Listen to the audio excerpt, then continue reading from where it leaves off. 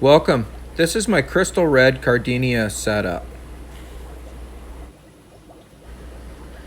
In this video, I will explain the water chemistry in this tank and how I achieve this.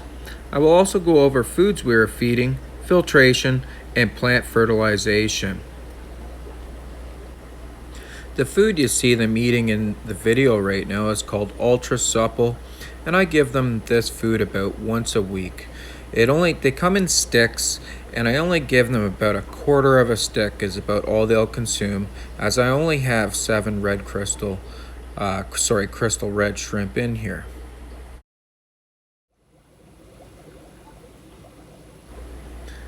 We use an active substrate called Amazonia ADA. This active substrate acts as an excellent buffer to keep KH out of the water column.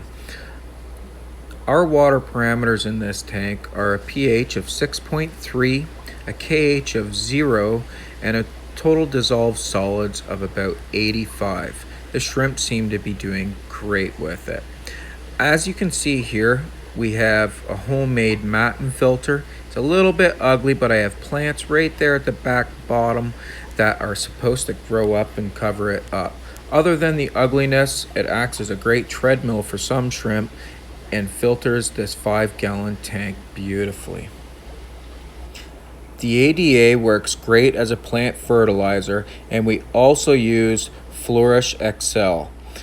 Using the Flourish XL seems to be achieving exactly what we're looking for in our plants. We use a variety of foods to feed our shrimp, from Bacter AE to soy pellets. That's what I call them anyway, soy pellets.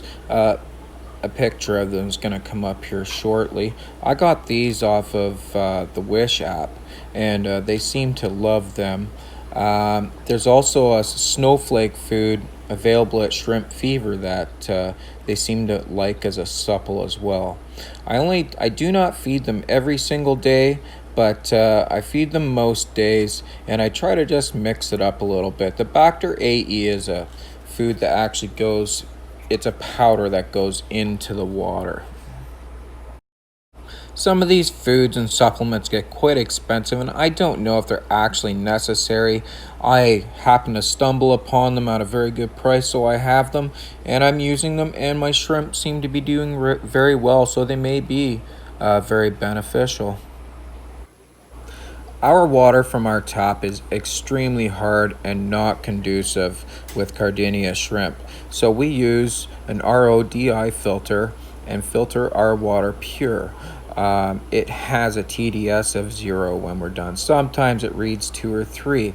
We have to remineralize this water with a product called Shrimp GH, and I follow the instructions on the bottle, and I bring my water, shrimp water, to a GH of 4, which they love, and there is no KH in the water, and the pH stays about 6.3 with the substrate buffering and the shrimp GH. This is the easiest way I've been able to maintain a consistent water parameter for these shrimp, and they seem very healthy for it. They're very active. The water parameters do not bounce around. Now, one thing, if you're going to use ADA Amazonia, be aware it takes about 8 weeks to cycle your tank with this substrate. It produces ammonia until your tank is properly cycled with it. So be aware and plan ahead before you get these shrimp if you're going to use a buffering substrate like Amazonia ADA. I love it. I'm glad I waited the time before I got my shrimp, and it worked out great. But RODI water and Shrimp GH is what we use to maintain excellent water parameters for these shrimp.